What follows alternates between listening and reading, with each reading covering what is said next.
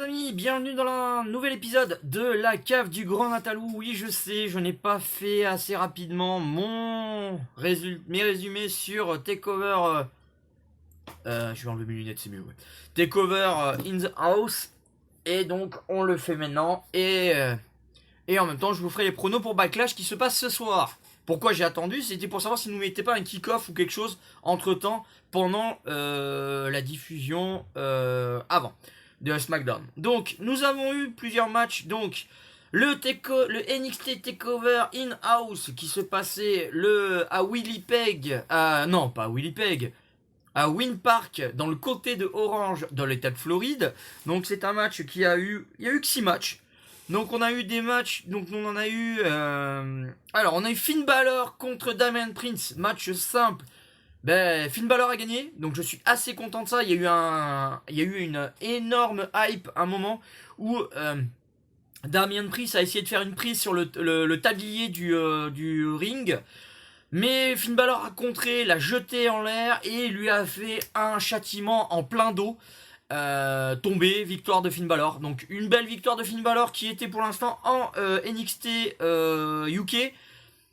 J'aimerais bien qu'il retourne là-bas parce que ça nous ferait tellement du bien qu'un Irlandais ait encore une ceinture de plus. Donc voilà, donc j'ai bien aimé ce match, mais j'en voulais plus. Alors il a duré quand même 13 minutes 5, il a été assez intense, j'ai bien aimé. Donc victoire de Finn Balor, donc ça c'est cool. Ensuite on avait un match Kenny Lee contre Johnny Gargano. Keith Lee, notre cher ami Keith Lee, champion nord-américain, qui détient toujours sa ceinture. Avant le match, victoire de Keith Lee. Gargano, je suis bien content que Gargano ne l'ait pas parce que je déteste ce catcheur. Je trouve qu'il a aucun intérêt. C'est comme Tommaso Ciampa, c'est la même chose. Ces deux-là, je peux pas les supporter. Alors que les matchs, avant je sais, oui, non, moi j'aime pas personnellement. Si vous aimez, très bien, il y a pas de souci. Moi, il y a des catcheurs que j'aime que vous n'aimez pas. Mais moi, Johnny Gargano et Tommaso Ciampa, je ne supporte pas. Donc, c'est une victoire de Keith Lee, donc qui garde encore son titre. Le match a duré quand même 20 minutes 35, donc assez long le match. Mais victoire de Keith Lee, c'est ça l'essentiel. Ensuite, nous avons le match Adam Cole contre Velveteen Dream. Le but était que si Velveteen Dream ne gagnait pas là, il ne pouvait plus prétendre à la ceinture de NXT Champion. Bizarre, ça vous rappelle pas un truc de AEW ça? Ah voilà, je me le disais aussi.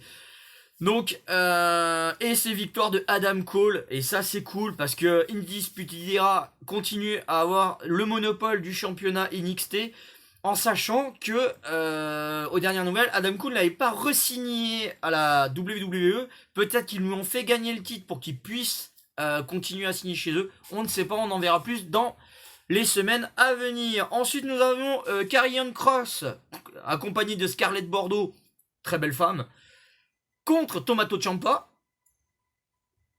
Et victoire de Kross par soumission sur Tommaso Ciampa.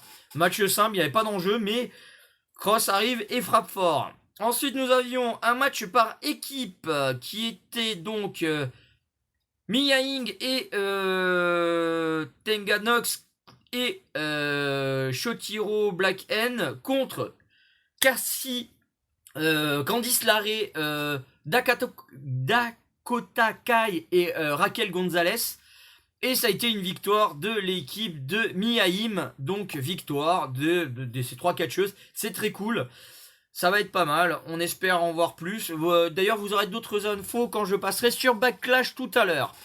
Ensuite, et le main event de la soirée, Io Shirai, Charlotte Flair et Rhea Ripley. Charlotte Flair était championne et je vous ai dit au pronostic que je voyais Io Shirai de gagner. Mes amis, j'ai eu juste.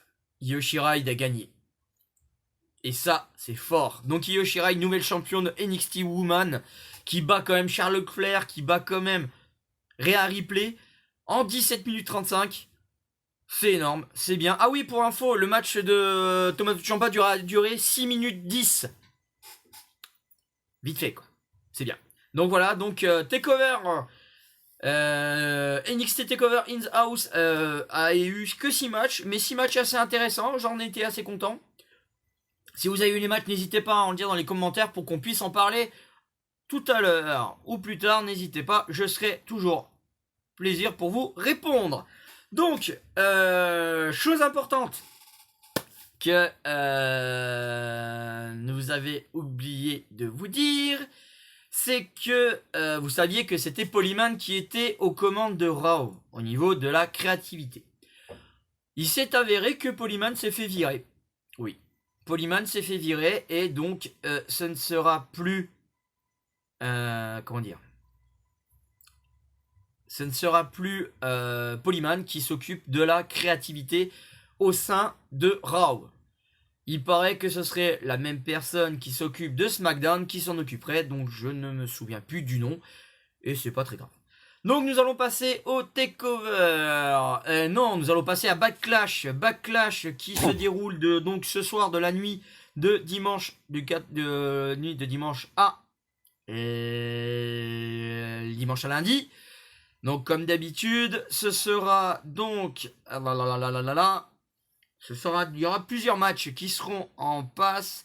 Donc je vais les commencer dans l'ordre qui viennent. Donc nous avons un match Edge contre Randy Orton, soi-disant le meilleur match de tous les temps, qui a été enregistré la semaine dernière, il paraît.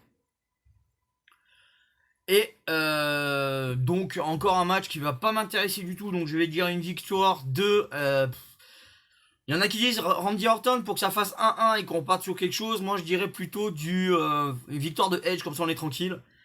Ensuite nous avons le match Drew McIntyre contre Bobby Lashley, the nouveau Bobby Lashley qui est entraîné par MVP. Victoire incontestée pour la ceinture de champion. Je dirais victoire de Drew McIntyre, parce que Drew McIntyre pour l'instant est un des meilleurs champions qu'on ait eu de 2020 pour cette ceinture. Donc je dis victoire de Drew McIntyre parce que je tiens Drew McIntyre, et je dirais qu'il gagnera avec un magnifique Claymore Clip dans la tronche de Bobby Lashley et un autre dans la tronche de MVP. Ensuite nous avons Braun Strowman contre John Morrison et The Miz. Ça y est, on est reparti dans la connerie. Ouais,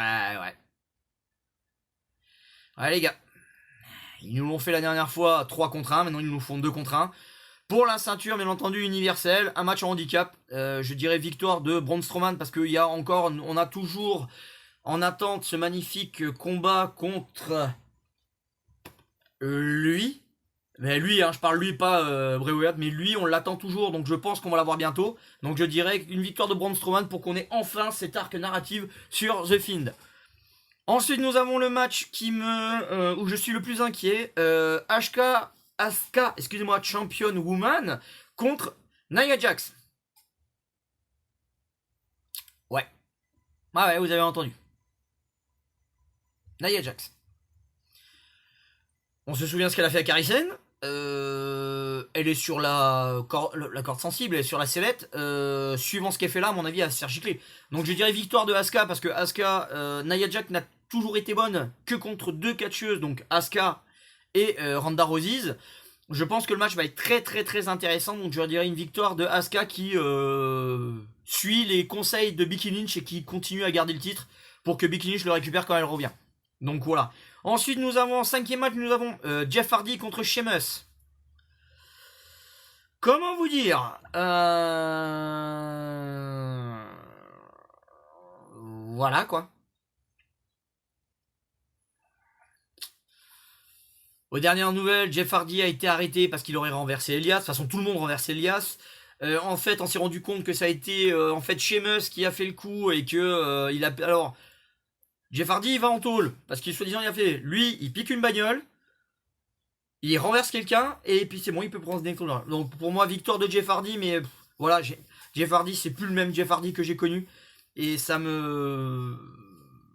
m'embête énormément. Ensuite, en match numéro 6, nous aurons The Boss Hug, champion en titre, donc Bayley et Sasha Banks contre les Iconics, contre Alexa Bliss et Nikki Cross, celles qui ont perdu en titre. En sachant que la semaine dernière, je crois, ou cette semaine, Charlotte Flair et Asuka ont battu toutes les championnes de par équipe. Donc on va voir ce que ça va donner.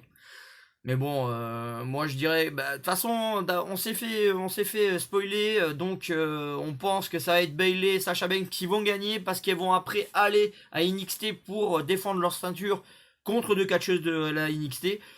Donc voilà, on va dire moi j'aurais voulu voir les Iconics, ça serait très drôle. Ça me rappelle un petit souvenir, les Iconics. Donc je dirais victoire des Iconics, ça pourrait être très drôle. Et le 7ème match, le dernier match qu'ils nous ont annoncé, c'est Apollo Crews contre Andrade. Donc pour moi, vous savez tout ce qui se passe en ce moment avec pour les personnes de peau noire. Il y a un mouvement qui est lancé et tout ça. Je dirais une victoire de Apollo Crews parce que ça fait un moment qu'il est dans la division et il a besoin d'un petit push pour pouvoir continuer à avoir. Et pour l'instant, il défend bien sa ceinture comparé à Andrade. Donc victoire de Apollo Crews, ça pourrait être pas mal. Donc voilà, donc les dernières nouvelles. Donc je vous ai donné tout ça. Donc normalement, le prochain match, ce sera Extreme Rude. Le prochain PPV, ce sera Extreme Rude qui sera on sait pas quand. Donc voilà, donc n'hésitez pas, si vous avez des nouvelles, des trucs à me dire, n'hésitez pas.